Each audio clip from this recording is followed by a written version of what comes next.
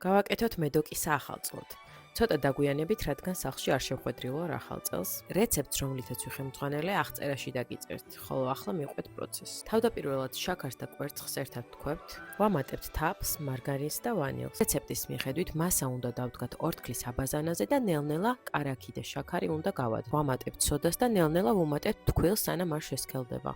როდესაც შესქელდება მასა, გადმოგვაქვს გასაფრთხელებელ ფორმაზე და ნელ-ნელა ვაზელთ დარჩენილ ფქვილს. უნდა დამეჭრა 6 ნაჭრად, მაგრამ ჩემი მათემატიკით რატომღაც 8 ნაწილად გავყავი და არ ვიცი რატომ. ფრანგლით დავჩხვლიტოთ, რომ არ ამოიბეროს. გამოვაცხოთ სადღაც 5 წუთი 180 გრადუსზე. რაც შეეხება კრემს, ვიყენებთ ოთახის ტემპერატურის კარაქს, რომ კარგად აითქვიფოს, შემდეგ ვამატებთ ვანილს და ნელ-ნელა შესქელებულ რძეს. ეცადეთ, რომ ასეთი ფეილები არ მოგივიდეთ სამზარეულოში, იმიტომ რომ დიდი ხანი დამჭირდა ამის გასაწმენდად.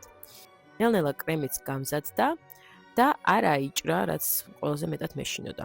გემოსთვის ვამატებ მოხალულ ნიგოს. ეს ორიგინალ რეცეპტში არ არის, მაგრამ ძალიან კარგ არომატს აძლევს და ძალიან კარგი გადაწყვეტილებაა.